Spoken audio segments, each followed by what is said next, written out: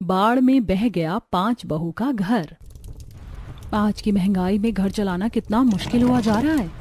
वही ना दीदी, और हमारे पतियों को लगता है कि वो कमा कर वहां से दे देते हैं तो वही बहुत है। जब भी पैसे मांगो बस यही कहेंगे कि इतने पैसों का करती क्या हो तुम लोग।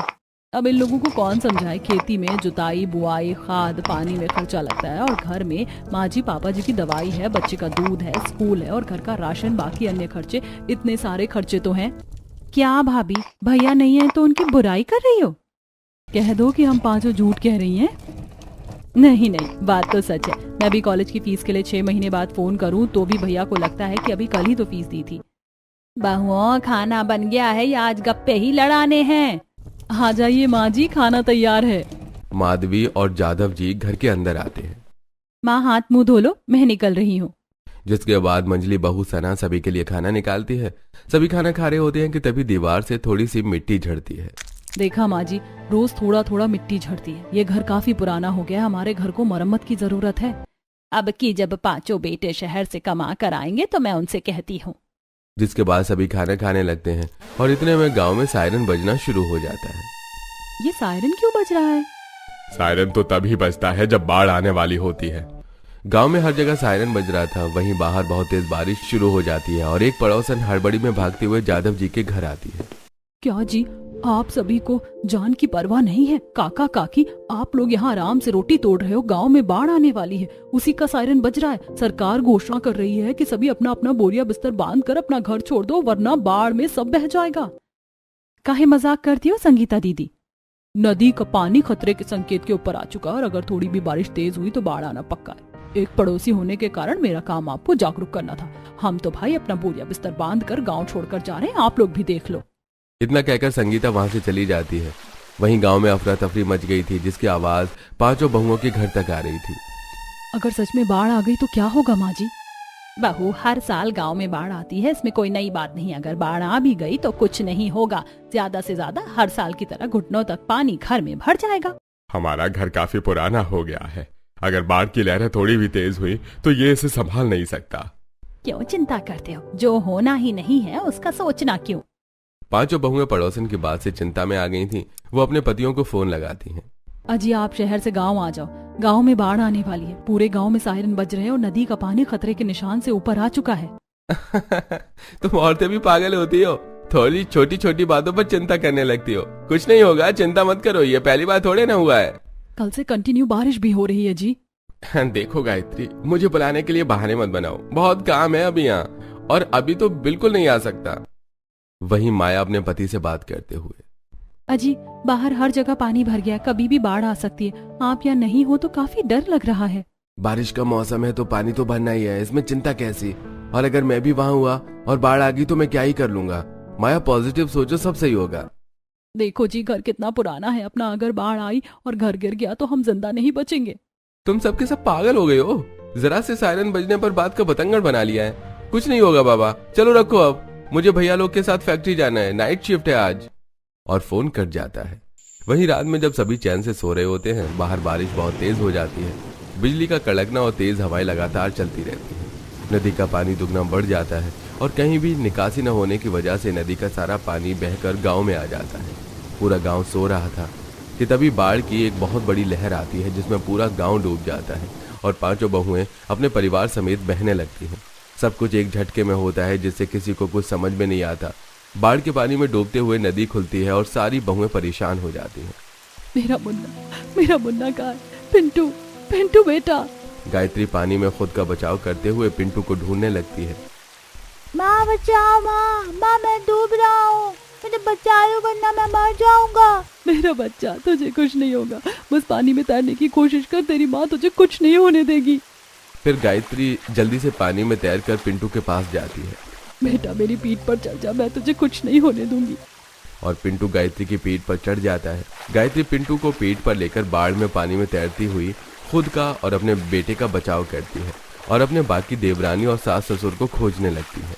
बाजी और बाकी चारों देवरानी और ननद जी बह तो नहीं गई, लेकिन पिंटू को पीठ पर लेकर बाकी लोगों को कैसे ढूंढूं? तभी गायत्री को पास ही में एक पेड़ दिखता है। बेटा, मैं तुझे सहारा देती हूँ, तू पेड़ की टहनी पर चढ़कर बैठ जा, मैं अम्मा बुआ और तेरी चाचियों को ढूंढती हूँ। गायत्री पिंटू को पेड़ की टहनी पर बिठाकर बाढ़ में अपनी सास और बाकी लोगों को आवाज लगाने लगती है। अम्मा, बाबूजी, माया, सना, काव्या, मीरा, नीता, कहाँ हो सब? दीदी मैं यहाँ हूँ। अम्मा दिखी क्या? अम्मा बाढ़ में बह तो नहीं गई, बाकी दीदियाँ दिखी? भाभी मैं यहाँ हूँ। जेठानी जी मैं यहाँ हूँ, अम्मा दिखी क्या? अभी तो नहीं, लेकिन तुम सब पहले इस तरफ आ जाओ, वरना बाढ़ का पानी आगे ज्यादा गहरा है, सब डूब जाओगी। फिर काव्या, सना और नंद, नीता उसी पेड़ के पास जाती हैं जहाँ पिंटू को गायत्री ने बिठाया था। मम्मी, दादी और दादू तो वहाँ दूर बहते हुए जा रही हैं और दोनों चाची उनको बचाने गई थी, वो भी बह गईं। ये देखकर तीनों बहुएं रोने लगती हैं। अब क्या होगा? एक तो बारिश इतनी तेज, ऊपर से बाढ़ में इतना गहरा पानी, उस तरफ जाएंगे तो लौटना मुश्किल। लेकिन हम अपने घर वालों को ऐसे खतरे में नहीं छोड़ सकते। सना, नीता तुम पिंटू के साथ यहाँ रुको और काव्या तुम मेरे साथ चलो। गायत्री और काव्या तैरकर अपनी सास और बाकी घर वालों को बचाने के लिए जाने लगती हैं। दीदी ऐसे जाएंगे तो हम भी बह जाएंगे। वो जो बड़ी सी लकड़ी की पल्ली बहकर आ रही है ना, उस पर बैठ जाते हैं और देखो पानी में बहुत सारी लकड़ियां हैं, एक को चप्पू बना लेते हैं, नाव की तरह काम करेगा। हाँ काव्या, ये बहुत बढ़िया सुझाव दिया तुमने। तुम उस तरफ से लकड़ी को पकड़ने की कोशिश करो, मैं इस तरफ से, क्योंकि वो बहुत बड़ी है, एक के बस की बात नहीं है। दोनों बहुएं अपने शरीर पूरा जोर लगाकर उस बड़ी सी तेज बहकर आ रही लकड़ी की पल्ली को रोक लेती हैं और उस पर चढ़कर बैठ जाती हैं। और काव्या पानी से एक पतली सी लकड़ी झपट कर उठा लेती है। फिर नाव की तरह उस पल्ली का इस्तेमाल करके दोनों अपने सास ससुर तक पहुंचती हैं, जहां सास ससुर बस अपने जीवन के आखिरी पड़ाव पर थे और जीवन की भीख मांग रही थी। बहू मुझे बचा ले वरना मैं मर जाऊंगी, मेरी बच्ची बचा ले मुझे, तेरे ससुर जी भी देख बहे जा रहे हैं, बचा ले हमें वरना हम मर जाएंगे। अम्मा रो नहीं, हम आपको बचाने आ गए हैं। काव्या तुम पल्ली के बहाव को स्थिर करो, मैं माजी और बाकी लोगों को इस पल्ली पर लेती हूँ। फिर गायत्री और काव्या मिलकर अपने सास ससुर को लकड़ी के पल्ले पर लेती है। बहू, वो मीरा और माया बहू भी बहती जा रही है, बच्चे उसे भी बचा ले। जेठानी जी मुझे बचा लो वरना मैं मर जाऊंगी। गायत्री और काव्या मीरा और माया के पास जाकर उनकी भी जान बचाती हैं। दीदी बारिश बहुत तेज हो रही है, अगर हम जल्दी से पिंटू और सना दीदी तक नहीं पहुँचे तो हम यहीं डूब जाएंगे। फिलहाल वो पेड़ ही हमारे जीवन को बचाने का इकलौता सहारा है। जिसके बाद तेज बारिश में जैसे तैसे तैयार काव्या और गायत्री सभी की जान बचाते हुए इस पेड़ के पास पहुंचती है। आप सभी एक एक करके इस पेड़ पर चढ़कर टहनी पर बैठ जाओ, जब तक बाढ़ का पानी कम नहीं होता हमें यहीं बैठना होगा। बहुएं अपने सास ससुर को पहले पेड़ पर चढ़ने में मदद करती हैं और फिर एक एक करके सभी पेड़ की टहनी पर बैठ जाती हैं। वहां से उन्हें जो मंजर दिखता है ये देखकर उनको फूट फूट कर रोना आ जाता है। दीदी हमारा घर तो पूरा पानी में बह गया, पता ही नहीं चल रहा कि यहाँ कोई घर भी था। घर ही नहीं, देख बहू पूरा गांव बह गया, पानी में हर जगह, पानी के सिवा कुछ दिख ही नहीं रहा। ये घर नहीं हमारी यादें थी, अब हम क्या करेंगे? इसी घर में पहली बार मैं बहू बनकर आई थी, मेरे बेटे को इसी घर में मैंने जन्म दिया था। मेरी माँ की आखिरी निशानी उसकी 40 साल पुरानी साड़ी, गहने और कुछ सोने चांदी के बर्तन, वो भी बह गए इस बाढ़ में। मैंने और इन्होंने कुछ पैसे बचाए थे घर की मरम्मत के लिए, ताकि हम सब अपने सपनों के घर को और अच्छे से सजा सके, लेकिन अब घर ही नहीं रहा तो सपने का क्या ही होगा। 6 महीने दिन रात मेहनत किया था, फिर तो हमें पूरी फसल भी बह गई। सभी ये सोच सोच कर रो ही रहे होते हैं कि तभी उनके कानों में आवाज पड़ती है उन लोगों की जो बाढ़ में डूब रहे हैं। बचाओ, कोई मुझे बचाओ, मुझे बचा लो। मम्मी पापा कहाँ हो आप? मेरा बच्चा गायब हो गया, कोई मेरे बच्चे को ढूंढो, मेरा पति बाढ़ में बह गया है। भगवान कैसा कहर ढाया है आपने। ऐसी बाढ़ में सभी अपने अपनों को ढूंढ रहे थे और कई डूब गए थे। लोगों के घर मलबे में तब्दील हो गए थे। सोना चांदी पैसा बंगला गाड़ी सब आज बहकर मलबा बनकर रह गया था। पेड़ घर पर बैठे सभी सदस्य ये सब देखकर बहुत चिंतित थे। अगर ऐसे ही बाढ़ का कहर रहा तो ये पेड़ ज्यादा देर तक नहीं टिक सकता, और अगर एक भी टहनी टूटी तो हम फिर से बिछड़ जाएंगे। बहनों, अब हमें पांचों को मिलकर कुछ ऐसा करना होगा कि हम इस भयानक बाढ़ में सर्वाइव कर सके और लोगों की मदद भी। लेकिन दीदी ये कैसे होगा? आप देख रही हो बाढ़ का स्तर 6 फुट से ऊपर है और इतने गहरे पानी में ज्यादा देर तक टिके रहना बहुत मुश्किल है। तभी गायत्री देखती है कि बाढ़ के पानी में लगातार ढेर सारी लकड़ियां बहकर आ रही हैं। ये देखकर गायत्री के मन में एक आइडिया आता है। मुश्किल है लेकिन नामुमकिन नहीं। मीरा, हम कर लेंगे। देख रही हो बाढ़ के पानी में कितनी सारी लकड़ियां हैं। हमें बस उसे इकट्ठा करके एक फ्लोटिंग बोट हाउस तैयार करना है। अगर हम ऐसा कर लिए तो हमारी जान भी बच जाएगी और हम इसमें आसानी से सर्वाइव कर सकते हैं। हम ज्यादा देर तक यहाँ बैठ भी नहीं सकते क्योंकि टहनियाँ इतनी मजबूत नहीं है कि हमारा बोझ सह सके। तभी बहुत तेज से बिजली चमकती है और आसमान में गड़गड़ाहट होती है, जिससे सभी डर जाते हैं। हाय अम्मा, ऐसा लगा जान निकल जाएगी। बहू, जो करना है जल्दी करो। फिर पांचों बहुएं मिलकर बाढ़ के पानी में बहकर आने वाली लकड़ियों को इकट्ठा करने लगती हैं। हम इसे बांधेंगे कैसे? वो देखो, थोड़ी सी दूर पर बरगद का पेड़ है। उसकी जटाएं तोड़कर हम उससे बांधकर इसे तैयार कर सकते हैं। जटाएं मजबूत भी होती हैं, बोट घर टूटने का कोई डर नहीं रहेगा। सना सही कह रही है। फिर सना और काव्या जाकर बरगद की जटाएं लेकर आती हैं और फिर पांचों बहुएं मिलकर बड़ी ही मेहनत से फ्लोटिंग बोट हाउस तैयार करती हैं। अरे वाह, मम्मा चाची ने कर दिखाया। अब तो हम बाढ़ से बच जाएंगे। पिंटू डाल पर बैठा उछल रहा था कि तभी डाल से चर्र की आवाज आती है और डाल नीचे की ओर झुक जाती है। पिंटू, मेरा बच्चा। तभी गायत्री जल्दी से पिंटू को डाल से उठाकर अपने फ्लोटिंग बोट हाउस में बिठा लेती हैं और फिर सास ससुर और नंद को भी फ्लोटिंग बोट हाउस में बिठा लेती हैं। अरे वाह बहुओं, तुम पांचों ने तो चमत्कार कर दिया। इतनी मुश्किल घड़ी में तुम्हारी एकता ही है जिसकी वजह से हमें जीने का अवसर मिला। तभी अभी खुशी हो रहे थे सब कि देखते ही देखते कैसे बाकी गांव वाले अभी भी बाढ़ में अपनी जान बचाने की कोशिश में लगे हैं। बेटी, मुझे बचा ले, मैं डूब जाऊंगी, वरना मेरा बेटा डूबकर मर गया, मैं भी मर जाऊंगी। बचा ले बेटी। काकी, हम आपको कुछ नहीं होने देंगे, चिंता ना करो। फिर नीता उस बूढ़ी काकी को अपनी फ्लोटिंग बोट हाउस में बिठा लेती है और एक ऐसे स्थान पर छोड़ देती है जहां कम पानी हो ताकि वो डूबे नहीं। मेरी पत्नी पानी में बह गई, मेरे दोनों बच्चे हैं, मैं कैसे उन्हें पार ले जाऊं? बहनों मेरी नहीं, कम से कम मेरे बच्चों की जान बचा लो। एक लाचार पिता की यह हालत देखकर पांचों बहुओं का दिल पिघल जाता है। आंटी, मेरे मम्मी पापा को भी बचा लो। अब पापा के बिना जी कर क्या करेंगे? आंटी प्लीज पापा को भी अपने फ्लोटिंग बोट हाउस में ले लो, वरना हमारा जीने का कोई अर्थ नहीं। जिसके बाद पांचों बहुएं उस आदमी उसके दोनों बच्चों को भी सुरक्षित जगह पर ले जाकर छोड़ देती हैं और पांचों बहुएं बाढ़ में फंसे लोगों की एक एक करके मदद करना शुरू करती हैं। वहीं सरकार के द्वारा हेलीकॉप्टर से जो खाना आता, पांचों बहुएं और नंद बाढ़ पीड़ितों को अपने फ्लोटिंग बोट हाउस के जरिए डिस्ट्रीब्यूट करती और लोगों की जान बचाने की पूरी कोशिश करती।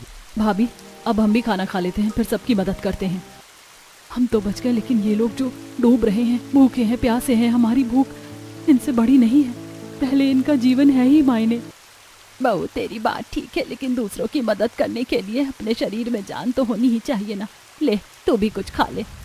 पूरा परिवार सरकार द्वारा मिला खाना खाकर एक बार फिर लोगों की मदद करने में लग जाता है। लोगों को साफ पानी पीने के लिए देना, उन्हें खाना पहुंचाना और डूबते लोगों की जान बचाना। पांचों बहुएं मिलकर ये सारे काम करती हैं और अपनी एकजुटता से काफी लोगों की जान बचाती हैं। अगर हमारे पतियों ने हमारी बात मानी होती तो शायद इस बाढ़ में हम कभी फंसते ही ना। अगर ना फंसते तो इतने लोगों की जान कौन बचाता बहू? शायद यही विधाता का खेल है। सभी बहुत परेशान थे। उसी बीच बारिश तेज हो जाती है और बाढ़ की लहरें एक बार फिर से उफान मारने लगती हैं। माँ जी, आप और पापा जी अंदर आराम करिए, हम इस फ्लोटिंग बोट को संभालते हैं। बारिश का पानी फ्लोटिंग बोट में जैसे जैसे आता, दो बहुएं मिलकर उसे बाहर निकालती और बाकी तीन बहुएं बोट का बैलेंस बनाती। साथ ही पांचों मिलकर सभी की मदद करना जारी रखती हैं। 3 दिन लगातार बिना आराम किए, बिना सोए पांचों बहुएं सबकी मदद करती हैं और अपने घर वालों की भी रक्षा करती हैं। अब धीरे धीरे बाढ़ का प्रभाव भी कम हो गया था। अरे वाह, बाढ़ का प्रभाव कम हो गया, मतलब ज्यादा देर तक अब हमें यहाँ नहीं रहना पड़ेगा। घर और खेत सब तबाह हो गए, जाएंगे कहाँ? माँ जी, चिंता क्यों करती हो, सब ठीक हो जाएगा। धीरे धीरे करके बाढ़ का पानी कम होता है और गांव वालों के लिए सरकार द्वारा मदद आती है। सुनो सुनो गांव वालों, घबराने की कोई बात नहीं है। सरकार ने आप सभी के लिए मदद भेजी है। यहाँ लाइन से लगकर अपना अपना सामान, खाना पीना ले लो और लाइन से अपना नाम रजिस्टर करवा दो। बाढ़ में जिसका जो भी नुकसान हुआ है, सरकार उन्हें पूरा मुआवजा देगी और पूरी तरह सहयोग करेगी। ये अधिकारी क्या कह रहा है बहू? मेरे तो कुछ पल्ले ही नहीं पड़ रहा। ये कह रहे हैं कि हमारा जितना नुकसान हुआ है सरकार उसकी भरपाई कर देगी और रहने को घर और राशन भी मिलेगा। ये सुनकर सभी गांव वाले, घर वाले और पांचों बहुएं बहुत ही ज्यादा खुश होती हैं। सभी लाइन में लगकर खाना खाते हैं और अपनी फ्लोटिंग बोट पर ही खाने बैठ जाते हैं। इस दुख की घड़ी में अगर ये बोट का आइडिया ना आया होता तो आज हम जिंदा ना होते। सही कहा भाभी आपने। देखो ना, सरकार भी आई तो 3 दिन बाद आई। 3 दिन में कितने लोग मारे गए, इससे इन्हें कोई फर्क नहीं। आधा मुआवजा का पैसा तो वैसे भी इनके जेब में ही गया होगा। तुम्हारे भैया को हमने कहा भी था कि बाढ़ आने वाली है, उन्होंने भी हमारी एक नहीं सुनी। बहुओं, एक तुम्हारी समझदारी से ही हम बचे हैं, वरना मैं भी उस समय सोच रही थी कि ये बाढ़ भी हर साल की तरह मामूली सी होगी, लेकिन इस बाढ़ ने ना जाने कितनी जिंदगी बर्बाद कर दी। सभी ऐसे ही बात कर रहे होते हैं कि तभी एक सरकारी अधिकारी 5 बहुओं के पास आता है। क्या आप ही वो 5 बहुएं हैं जिन्होंने गांव के अनगिनत लोगों की जान बचाई है और इस मुश्किल समय में आपने संयम के साथ लोगों की मदद की? जी हाँ, लेकिन क्या हुआ? मुबारक हो, सरकार आप 5 को सम्मानित करना चाहती है। अपनी जान की परवाह किए बिना इतना साहस दिखाकर साहसी काम करने के लिए सरकार आपको साहसी युवती के सम्मान से नवाजित करेगी। ये सुनकर 5 बहुएं खुश हो जाती हैं। वहीं सभी गांव वाले उनके लिए तालियां बजाने लगते हैं। तभी 5 बहुओं के पति वहां आते हैं। माँ, पापा, भाभी, मीरा, आप सब ठीक तो है? बहुत जल्दी नहीं आ गए आप? माफ करना, मैंने तुम्हारी बात हल्के में ली। पापा, पता है माँ ने कितनी मेहनत से हम सबकी जान बचाई। आप तो उस समय यहाँ थे भी नहीं जब हम मुश्किल में आए। ऐसा नहीं कहते बेटा। कहने दो गायत्री, हम इसी के हकदार हैं। अगर हमने तुम्हारी बातें सीरियसली ली होती तो तुम सबको इतना फेस न करना पड़ता। अगर आप सभी को कुछ हो जाता तो हम 5 भाई कभी अपने आप को माफ नहीं कर पाते। पति देव, अब तो सब ठीक हो गया है, अब किस बात की चिंता है? चिंता नहीं, भाभी भैया को और हम सबको गर्व है कि आप 5 ने न सिर्फ खुद की बल्कि पूरे गांव की सहायता की। ये लीजिए आप लोगों के नए घर की चाबी और मुआवजे का 10 लाख रुपया। शुक्रिया। घर की चाबी लेकर सभी सरकार द्वारा दिए नए घर में चले जाते हैं। हमारे उस घर में हमारी कितनी यादें बसी थी, यहाँ तो वो फील ही नहीं आता। ये तो बस ऐसा लगता है जैसे खाली डब्बा हो, इसमें एहसास और जज्बात बिल्कुल भी नहीं महसूस होते। कोई बात नहीं दीदी, भगवान ने चाहा तो फिर से हम वैसा ही घर बनाएंगे। कम से कम इतनी मुश्किल में जिन लोगों के अपने चले गए, उनके घर भी चले गए, उन लोगों से तो अच्छी स्थिति में हैं हम। जल्दी ही ये स्थिति और बेहतर होगी। वहीं कुछ दिनों बाद गांव में 5 बहुओं के सम्मान में एक प्रोग्राम आयोजित किया जाता है। जिन साहसी युवतियों का हमें बेसब्री से इंतजार था, अब उन्हें स्टेज पर बुलाने की बारी आ गई है। भाई और बहनों, ये महान औरतें वो हैं जिन्हें सिर्फ चूल्हा जलाना नहीं आता, बल्कि समय पड़ने पर ये दुनिया का हर काम जानती हैं। अपने जुगाड़ और साहस के दम पर इन्होंने 200 लोगों की जान बचाई है। इसीलिए माननीय मुख्यमंत्री द्वारा इन्हें साहसी युवती का सम्मान दिया जाएगा। सभी 5 बहुओं के लिए गर्व से तालियां बजा रहे थे और 5 स्टेज पर आती हैं, जहां मुख्यमंत्री जी स्वयं उन्हें साहसी युवती के अवार्ड से सम्मानित करते हैं और हाथ जोड़कर उनका धन्यवाद करते हैं। मेरी 5 बहुओं ने आज मेरा सर गर्व से ऊंचा कर दिया, क्योंकि हमारी बहुएं भी हमारे बेटों से कम नहीं। गाइस, क्या आपकी बहुएं या आसपास में भी कोई ऐसी साहसी बहू है? कमेंट में जरूर बताइएगा।